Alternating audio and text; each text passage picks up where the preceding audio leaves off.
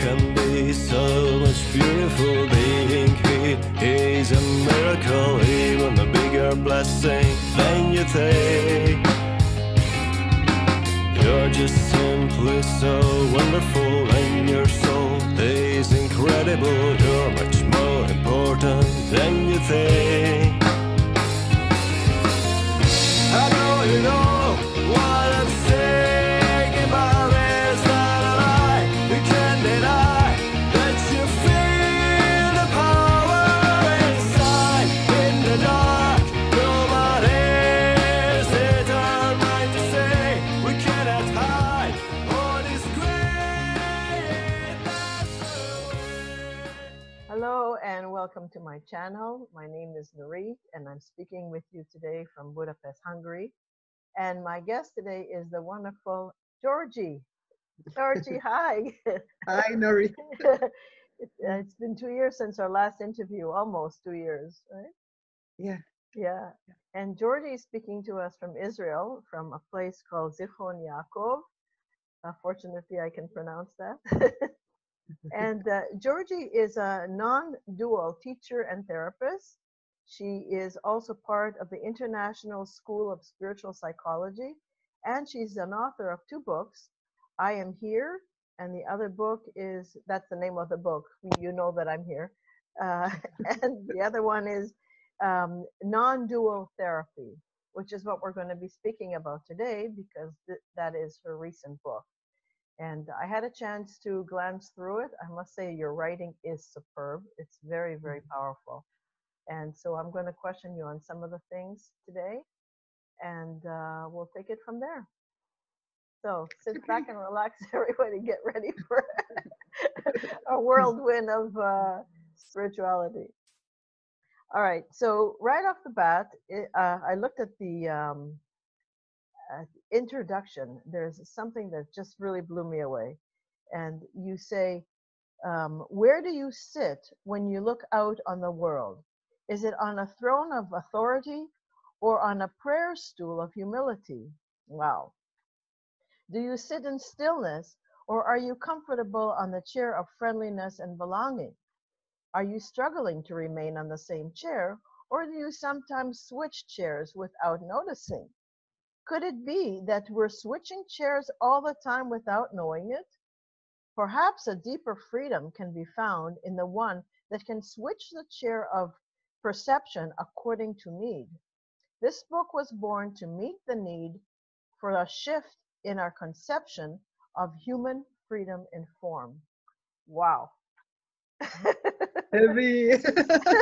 That's a wow. I had to make sense of the cover because the cover's got chairs on it, so I thought I'd better say something about chairs. Oh, I see. I think I didn't get the cover, so I didn't see that. But there's such depth in this, and there's so much in this. Can you say something about that? Elaborate a little. Yeah. So, you know the expression, we're all one, but we're not the same? Yes, of course. Yeah, it's a song. Oh, okay. Oh, yeah, that's right. Isn't that the Beatles sing it? I think it's U2.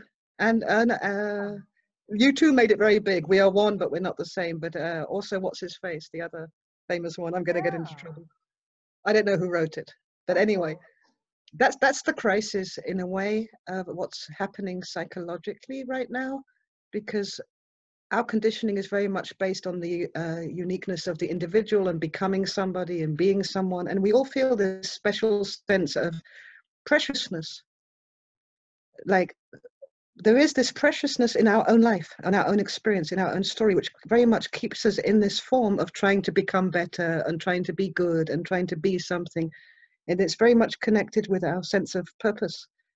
And non-duality in its previous expressions has been very much to do with getting free of all of that dancing around and just giving up any idea of being special or precious or unique, like in a way sacrificing the individual to find the unity which is behind that.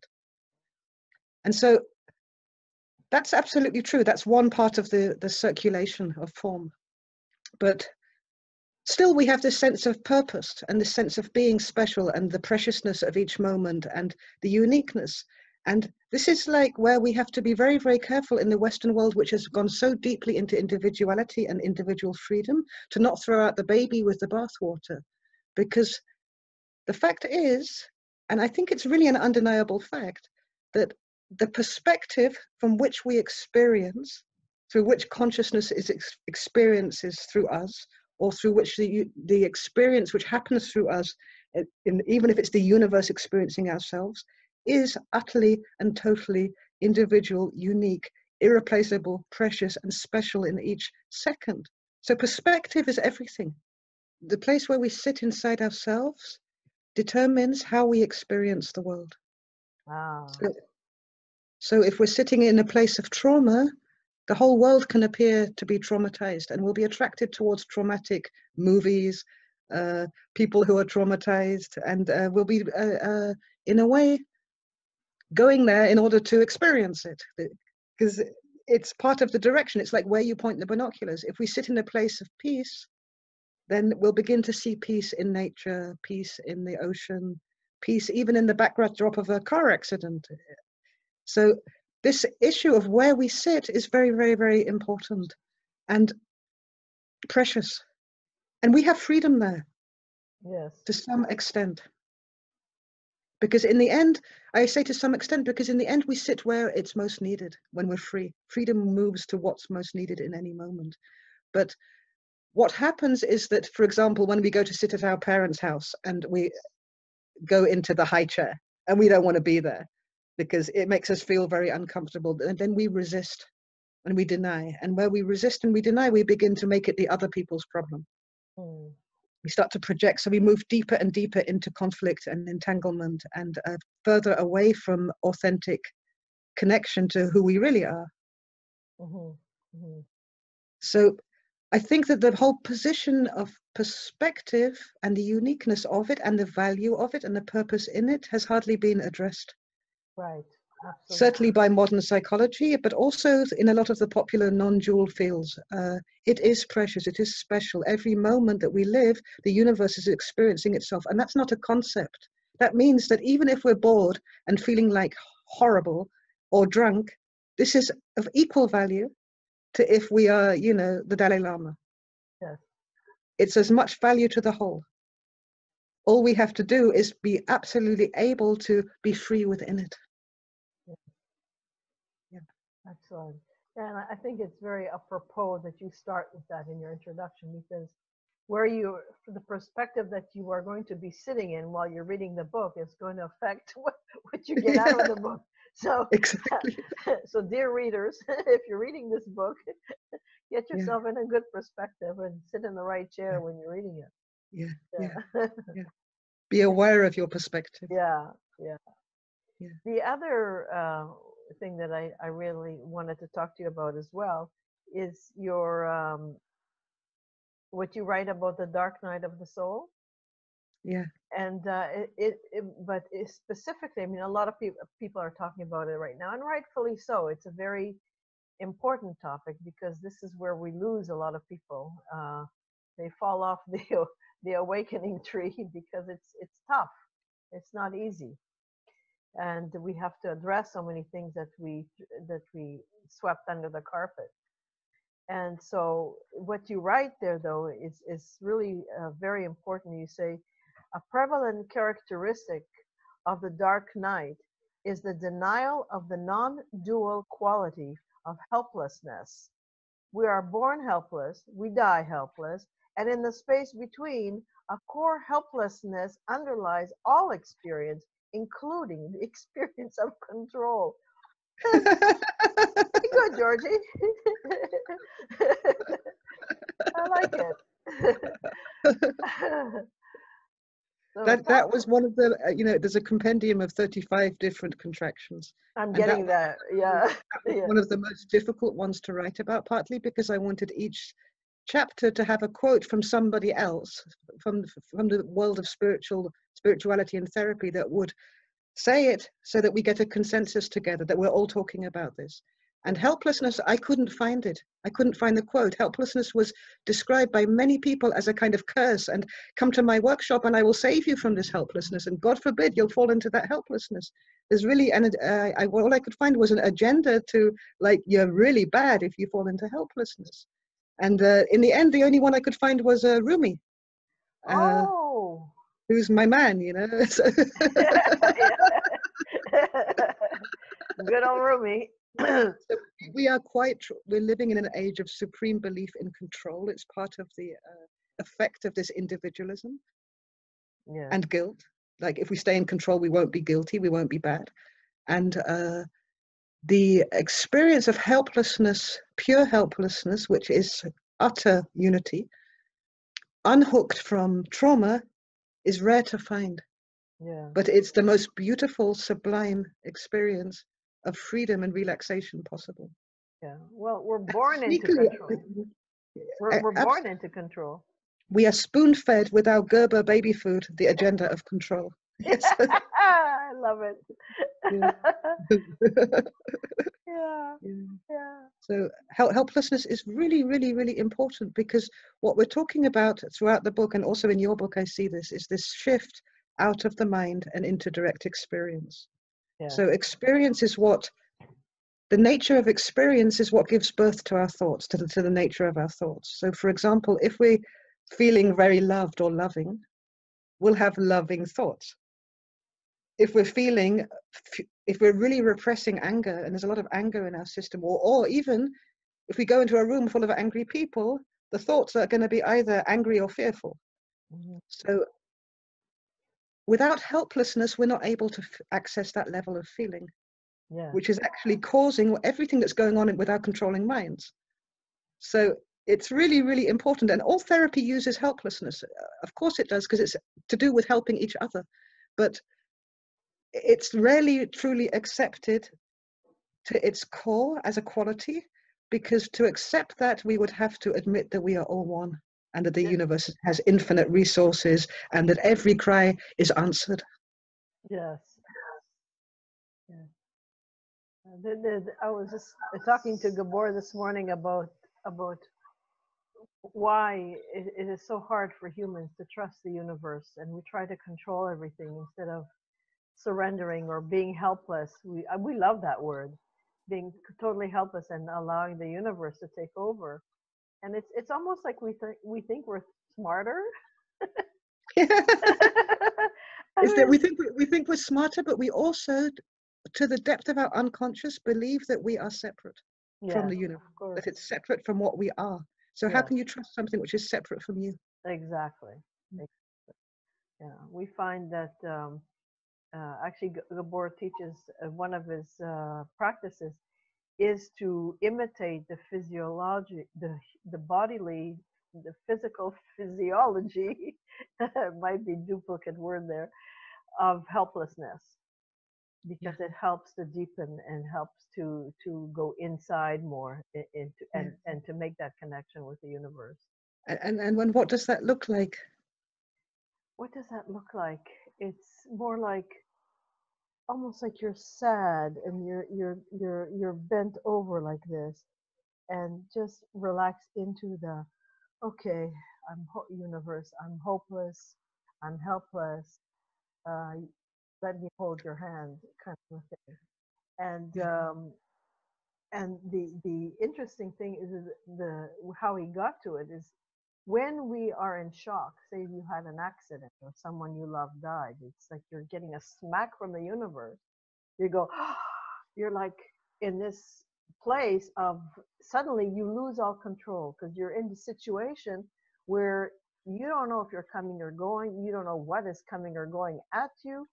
You're in such a place of shock that your mind stops. You can't activate your habitual templates, of one of which is control. So you're just at a place where helplessness is predominant, and the universe then can help you, or the universe can guide you, no matter what you think is going on, because you're not really thinking much. And so to get to that place, you can also imitate that. You don't have to wait till the universe kicks you in the ass. You can actually imitate that. Yeah. So yeah, The feeling. yeah, yeah. So it is also when you look towards nature, and here you touch on the whole area of somatic experiencing, where Peter Levine looked at how an animal, the physiological stages an animal goes through when it experiences a death threat. And one of those stages is complete and total surrender to helplessness. Yes, yes. And we tend to resist that so strongly or deny it that we can hold a trauma in our system for decades. Yes. By the pure refusal to go through this process. So the first one of the stages is to totally and absolutely surrender.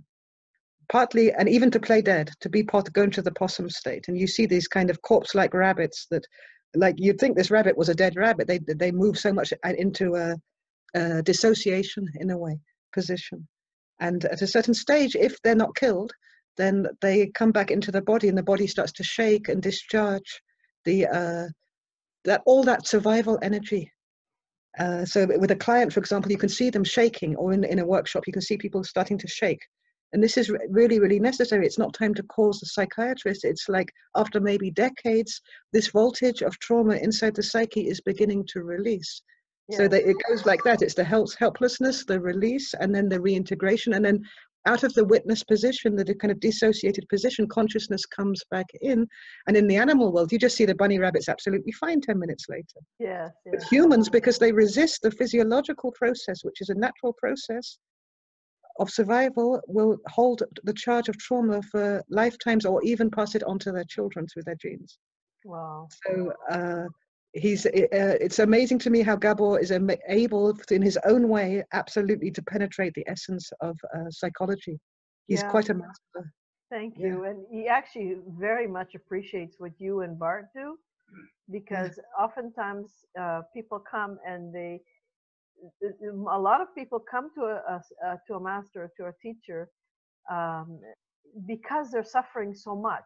They either have terrible depression, something terrible happened, and their pain is unbearable. And sometimes they need therapy before they can move ahead. They need therapy because so much is coming out. Yeah. The problem is that most therapists today are so much in their mind and into psychoanalyzing. Well, how does it make you feel? Well, guess how it makes me feel. It's if they're not awake, or if they're not non-dual, if they're not doing the kind of therapy that you and Bart are doing, they can create more damage, because they help people not transcend or overcome the issue. They help them deepen more into it in a mental way, which just accelerates it. It accelerates it. Except, I totally agree, but except that despite everything, anybody who's working in therapy is already sitting on a seat of care and compassion. Yes, yes. And there's already an admission of helplessness, which is a very strong quality. There's a shared field of awareness which passes through the idea that we're separate forever from each other. There is a connection, which the whole universe is interconnected. So this is very, very healthy. Yes. So whether or not, whatever goes on in the therapy room, these qualities are doing the healing thing. Yeah, very good point. Which means it can be very, very helpful just to reach out to anybody. Yes. At any stage, and especially with the depression. But most of all, at the same time, if somebody's going to a therapist, it's very important not to try with the agenda of getting rid of the problem, because you can take drugs for that, But if they really, really want to get insight into what they're carrying in terms of the inheritance of their personality, for example, with depression, you don't get rid of depression by denying depression. Right. And the moment you want to get rid of it, you're denying it. You're throwing it out. It's like shutting the door on the baby, on an abandoned child. So the answer to depression is inside the depression. It's frozen feeling. Exactly. And so, one of the things that Gabor teaches is to use it. Use a depression. Yeah. He doesn't have you get rid of anything. Actually, it's using it in order to go deeper. Yeah. That's why it's there. It's I think it's I don't know if we if it's one of the chapters in our book, but it's more like don't yeah, it's in the book. I can't even remember our own book. It's don't try to fix the catalyst. Brilliant. Yeah. Yeah, yeah, Absolutely. yeah. Absolutely. It's So a if we see friend. suffering as a catalyst, why would we try and get rid of it? Exactly. Isn't it much more sensible to really give it space and time, Yeah, to expand it even, so that we can get insight into this catalyst and work with it? exactly. Yeah. Yeah. Cool. Okay, so let's get into your dancing in duality. The I'm such a shit dancer. You want to be careful. quality compendium. Am I saying that right? Compendium. Compendium. Yeah. Compendium. It's for I had to look that word up. I chose that word because it's like kaka, quality compendium. It's got it. Okay. And I'll just elaborate a little bit for the audience so you know what I'm talking about for the viewers.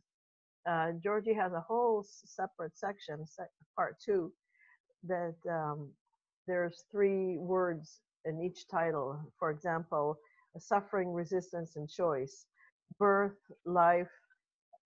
death, and life, past, future, and now, inside, outside, and here, etc. It goes on and on like that. So, can you talk to us about that? So, this is not dogma and it's not a belief system, but it's a way to formulate what we experience. So when they talk about finding out who we really are, behind everything, who we really are. So a lot of non-duality is based on getting rid of the personality as if it's separate from who we really are. Yes. There's something a little bit tricky with that because it's not. Yeah. Nothing is separate from who we are. That's Exactly. the point of non-duality. There's not two, there's no separation. Right. So there has to be a connection between, my bad moods in the morning and the infinite source of all. Mm. And many teachers talk about true nature, the true nature of who we are. So there's the source of who we are, which is the same as the one experience that is conscious in any moment. The source of behind all experience of anything, anywhere, at any time. And there is the qualities of that source. And we're not yet in personality yet, because it's the same for everybody. But there are qualities. So after a spiritual awakening or any kind of, during any kind of experience, there will be an awakening to one aspect of true nature. So you get these spiritual teachers who are talking about freedom, liberation and freedom. You get these other ones who are talking about love and all you see is love and all there is love. And you get other ones who talk about peace and peace is the highest attainment. And you get all of this stuff. Each one's got their thing. Gratitude, there's a whole schools of gratitude. So these are all qualities. And actually, if you look into actual nature, you see these qualities as well. Yes. And the principle of the qualities is that they're not separate, meaning they're not part of an individual personality. They're not dividable. They're not caught in time and space, meaning we can't lose them. You can't lose love. You can lose your connection to love, but you can't lose it. Where would you lose it? Or freedom, look at Nelson Mandela. He's the master of freedom, but he was most of his life in prison. It's not lost. It's universal. We all know what we're talking about. It's not caught in time and it's not caught in space. It comes forward when the personality breaks down. So these are the qualities. And what you see is the way form works is that form works through duality. You've got a line and a line splits into two. Take a tree, for example. You've got a branch, you've got a trunk, it splits into branches and the branches split. So all of creation is formed through natural duality. In psychology, this continues. So if we lose our connection with a quality, there's a likelihood that we identify with one of the splits. So when a quality is shocked, it freezes in duality inside the psyche. Mm-hmm. So I give an example. So let's say, there is innocent little Nurit going out into the kibbutz, naked, but she's already 4 years old. She's not 3 anymore and barefoot. and in her purity, like totally radiating purity, with a unity in purity with everything around her, sunlight on her skin. And then comes some old bag and says, Nurit, put some clothes on, aren't you cold? And, you know, and cover up your private parts, whatever. Yeah. So this purity gets shocked, and it gets shocked, and it takes the form of shame, which is, it's a contraction, and so it burns. It's very, very uncomfortable. And the duality of shame, the way it contracts, is that when we can't bear to feel it anymore, we feel disgust and we throw it at the other. We try and throw it up. We don't want to eat anymore. We feel sick and we get tummy aches. So that's one example. So the contraction of shame and disgust is made of frozen purity, shocked purity, which means that the quality or the resonance or the vibration of purity, when it surrounds that energetic contraction in the psyche, it will at first awaken the contraction, so we'll feel more ashamed than ever. And you see this when people who carry a lot of shame see something really pure, they can become almost violent sometimes because they feel this agony of their own shame. They don't know it's their own shame, but so at first it gets worse, but then it starts to dissolve back into the purity, so which was always there. So this is the transformational process which is possible. This is the evolution in a way, or the healing process which is happening in the psyche. What it means is that, for example, with innocence, innocence is another one. It's a quality. We're born innocent. We're always innocent. It can never be taken away. And it contracts into guilt and accusation. Blame the other. Blame the other. Right. Blame. And most of us inherit this contraction with our bodies. It's collective. The guilt contraction. We're all born bad in a way. And but the quality is always there. We're always at the same time innocence. So that's why in the first section of the book, there's a whole thing on the software of suffering and the conditioning we suffer, because, you know, guilty and innocent until proven guilty is not the point. You are always innocent. Our prisons are full of innocent people. That's right.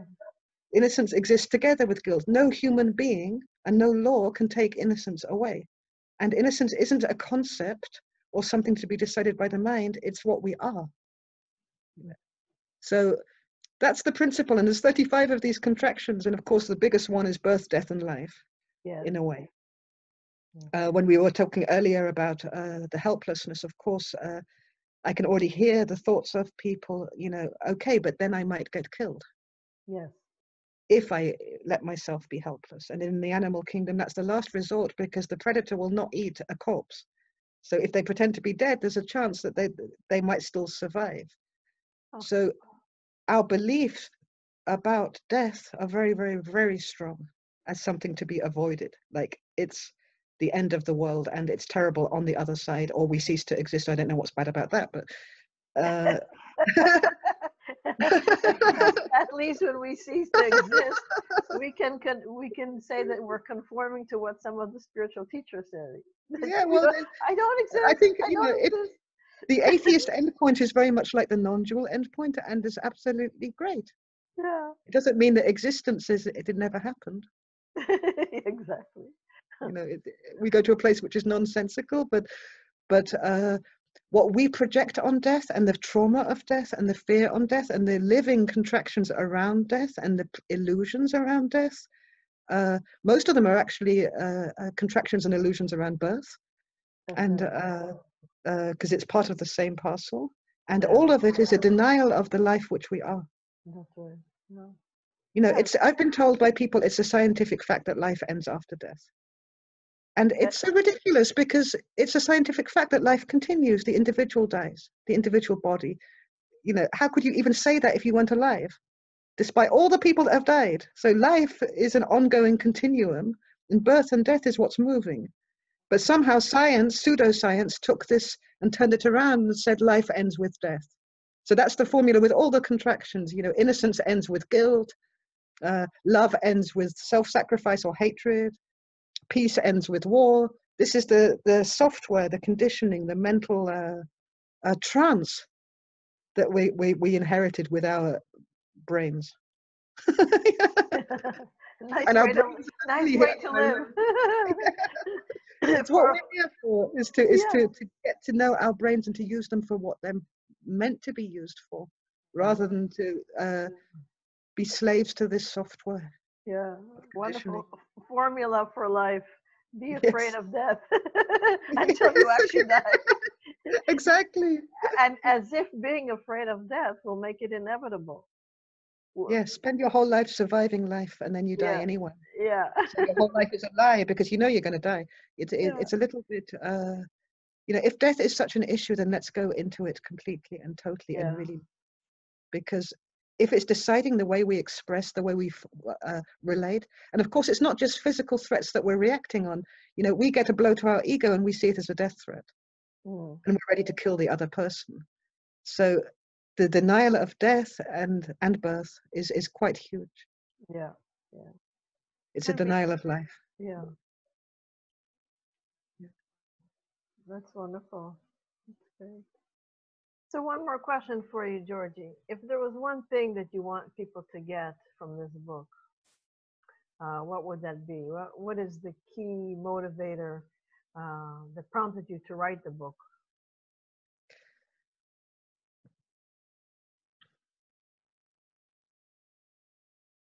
Don't judge yourself. Mm. Whatever you're experiencing, whatever it is, has infinite value, is precious, worthwhile, is leading somewhere, has an intelligence within it. The moment we move into judgment or self-judgment, we kind of strangle ourselves. And it's such a shame. There is so little time and space given to the truth of our own feelings in any moment, and they're not forever. So denying shame, for example, pretending to be something else, using others to try and imagine who we are, all of this game could be prevented if we would just stop judging.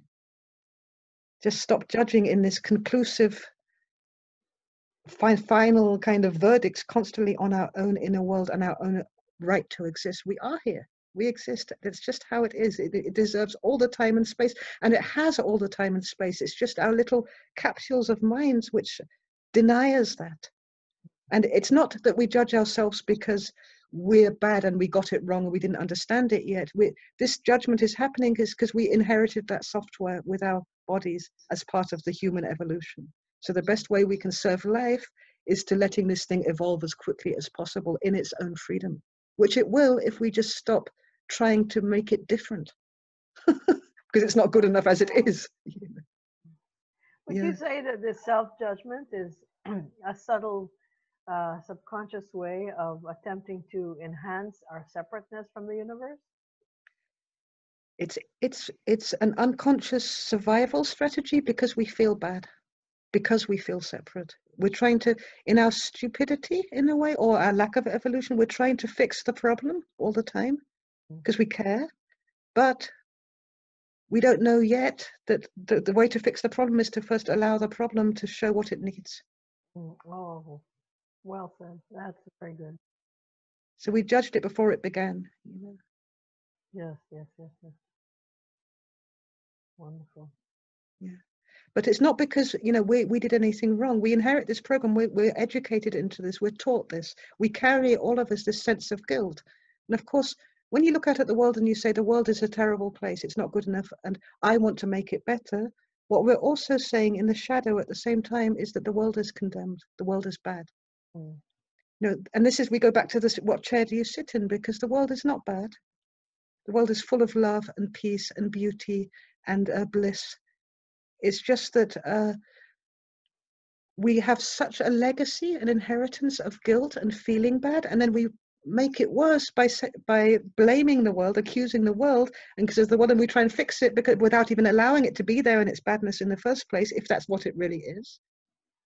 And then we condemn it again and again and again. So we've made so many problems in our private worlds and in the big world by trying to fix what we decided beforehand was bad before we even looked at it. Before we even let ourselves be conscious within it. And this is being passed from parents to children, on, this judgment thing, survival and judgment. And in therapy, it's so important to, first of all, get rid of the contraction of shame for not being perfect, for not being okay, for needing therapy. and to give space for the sense of guilt. You know, guilt isn't there because of something we did. Guilt is there because we're born with it. Yes. And we pass it on to our children and we spread it among ourselves, you know, because of. There will only be true responsibility, human responsibility, when we can allow this guilt without dancing according to its tune, without it believing in it, saying anything. It's just an energetic contraction. Mm-hmm. Yes. Yeah. Wow. And what I say about inheriting it, that's really, really important, because now they've really found that trauma is passed through the genes, through epigenetic tags from one generation to the next, meaning that if our ancestor, our grandfather or something, experienced intense betrayal, for example, and was never able to transform this contraction, we will be born with the program and with that sense of dread or betrayal, which will be then on our plate, maybe in a much safer situation to process and to do the healing. We're not separate also in that direction. Yes, I've heard that. And Yeah. also that if you heal your own guilt or shame or whatever it is that you're working on, then other people in your lineage from the past and the future will be healed from it. And the present. And well, And of course, it doesn't always look like that, because if a family, for example, is very shame-based and one person, there's a shift in one person in the family, you know, we're all resonating with each other like metronomes. We're all in sync. And so, like I said, with the healing process, at a certain stage, you know, somebody who suffers most in the contraction can start to become incredibly disgusted at everybody and like really rageful because they're experiencing shame, because the healing process awakens the contraction before it can release it. yes. Wow. Yeah. A lot to take in. I'm so glad we're having this conversation. Yeah. Wonderful. Are you teaching these days, or do you have a course coming up that the people should know about? We do regular meditations here in Zichron Yaakov in Israel, which is nice. On a monthly basis, there's either an evening or a day.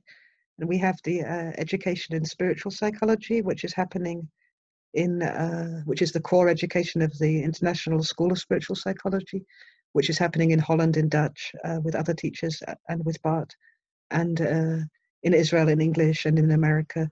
And we have, we've been, a lot of this content of this book, we didn't make it up. It was pioneered together with students, graduates of the School of Spiritual Psychology. And we really explored a lot of these things together in workshops already. And they're so amazing that they don't realize how much they're part of this, because it's not enough just to be based on the therapeutic practice of me and Bart, and it's not enough to be based on looking inside me and Bart. It's also important to have those conversations with 30, 40 other people, and to see, is this really how it works, and how does it work, and does it really have an effect, and to hear about how it is from their perspective, because everybody is the same, but they are unique at the same time. So it's been a whole kind of feed into this, and of the discussion. We started the discussion. The discussion's been happening for 2 or 3 years on graduate courses in Nondual Therapy, and now this is continuing the discussion. So the book isn't a dogma, it's an invitation to enter the discussion, to go deeper into the nature of personality, the nature of the dark night, into true nature. You know, maybe it's all wrong, you know, and so the invitation is that people will look inside themselves and find out. Yes. And if it's not right, then we're happy to hear about it. And if they find other contractions which are similar to the formulas in the book, we're really, really happy to hear about that as well. There's an introduction to Nondual Therapy happening in Somerset in England in July, and there'll be in Virginia in America in August. So we're beginning to. When in July? It's on the 16th of July, I think. A five-day introduction. Oh, well, we'll be in London on the 21st. So maybe we meet up in London. Yes, Gabor is We'll doing keep you updated. Yeah. Cool, wonderful. So all this information is on your website, is that correct? There's so much in. Yeah, it will be. Okay. Yeah. This one, because you're getting, you know, hot off the press news here. It's not actually officially announced yet, but it's being arranged. Yeah. Oh, fantastic. We'll post your website address here, and people can check it out. Yeah, and also on IamHere.life, there is and all of that goes onto the Facebook page of I Am Here. There is a lot of the process of how we came to the understandings in the book, and a lot of the contractions which are not direct, because we could only write about 35 of them, and there are at least, you know, and we listed 99, but it's endless. So there's a lot of information and debate going on there, and sharing from beautiful people, poetry and stuff, which you know, it's not in the book. Yes. So yeah. Oh, that's wonderful. That's Yeah. wonderful. Basically, we're all evolving and we're all suffering, and we really would. It's really wise to be there for each other and to collaborate as much as possible. That's why you and I are talking. Yeah, exactly. Apart from the fact that I love you so much. I love you too. Well, thank you so much, Georgie. You're, as always, such a wonderful inspiration. And You're welcome. I hope it was understandable, because I hear myself gobbling on sometimes, and it's like. well, you know what? I think it was understandable, and if not, people can listen to it again. Yeah, email me, ask me what the hell I was talking about. Absolutely, absolutely, absolutely. Yeah. All right. So, Okay. thank you everyone for watching. I hope you enjoyed it as much as Georgie and I have. It's always a pleasure for us to meet each other. And you'll have all the information of Georgie's website available to you. And please write to her, ask her questions, and get the book. Yes. Thank you, and God bless. Bye. Bye.